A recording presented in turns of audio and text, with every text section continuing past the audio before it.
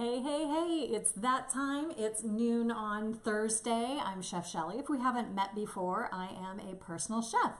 And I've had a business for 14 years, and I help other passionate cooks start their own personal chef business so they can get paid to do what they love. Because did you know that you can get paid to cook, which you love to do, without having to go to culinary school and without having to work nights and weekends in a restaurant? Yes, shocking. There are thousands of personal chefs across the country who get paid to cook during weekdays during the day, and you can too. So today what I'm going to be talking about is your specialty. What type of cook are you? What's your niche? What's your niche? Depending on how fancy you're feeling. So do me a favor and your friends a favor and hit that little share button, because someone else out there might want this information if they too want to know how they can get paid to cook without having to go to culinary school or work nights and weekends. So don't worry if you miss something that I'm going to say, because I know I talk really fast. If you go to chefintheburbs.com, you'll see the full article there, What Type of Cook Are You? And you can get a little cheat sheet that'll help you work through everything we're going to talk about today. And if you have questions, drop them in the comments and I'll be sure to get to those too.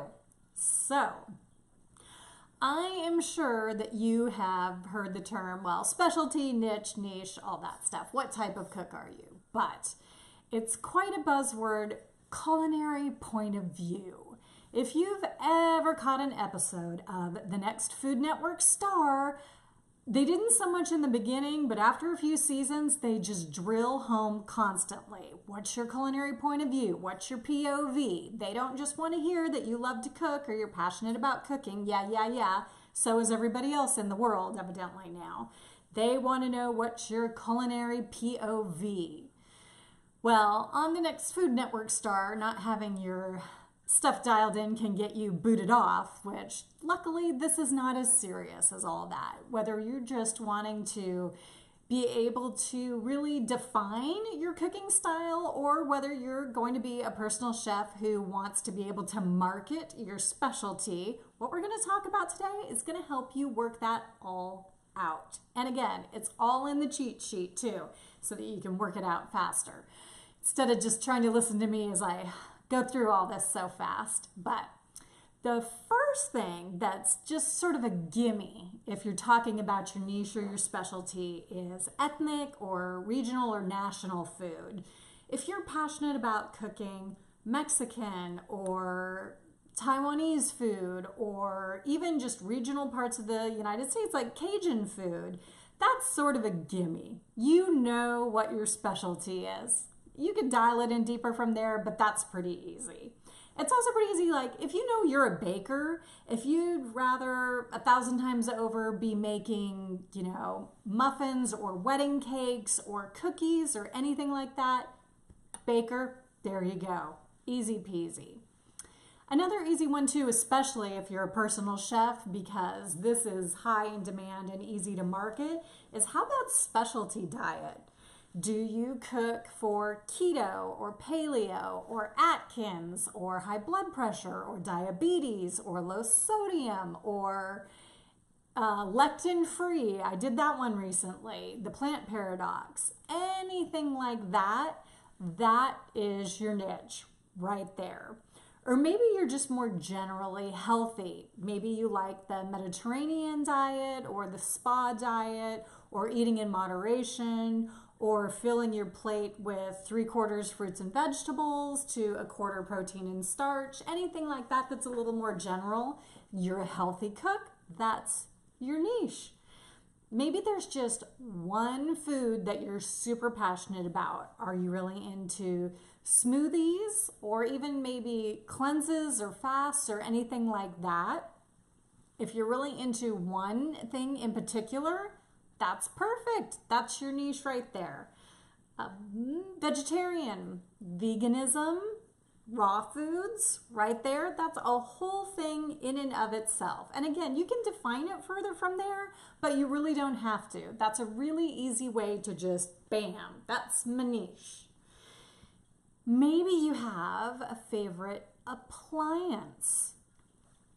Does everything you cook have to be on the grill or in your smoker? Are you huge into barbecue? Does everything have to be in the Instant Pot?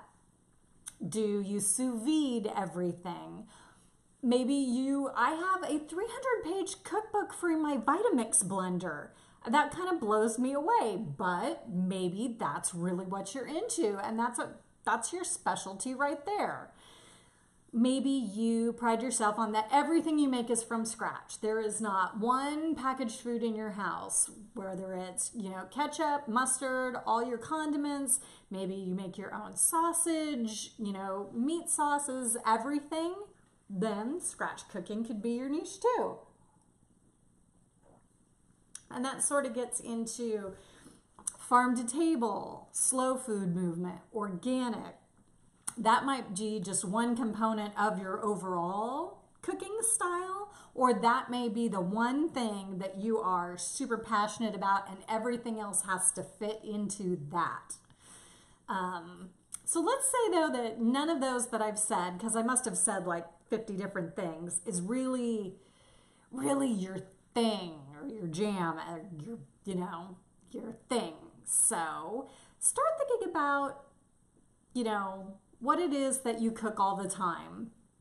And you may just be thinking, well, I just kind of cook American food, I guess. It's just food. Well, the funny thing about that is when we talk about that here, it seems just like regular. But if you were in another country, then that style of cooking would be your specialty. So just try to narrow it down a bit more. Think about things that you won't cook. Do you not want to cook seafood? Or maybe, salmon's okay, but you're not going to cook octopus or eel.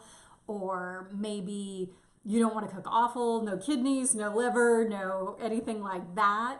There are definitely ways that you can dial it in even deeper by thinking about what you don't want to cook. For me, I'll do it if I have to. I really do not like to deep fry. It's a hassle. It's a mess. I don't like it. So I would say that kind of rules me out of several different styles of cooking to call my specialty.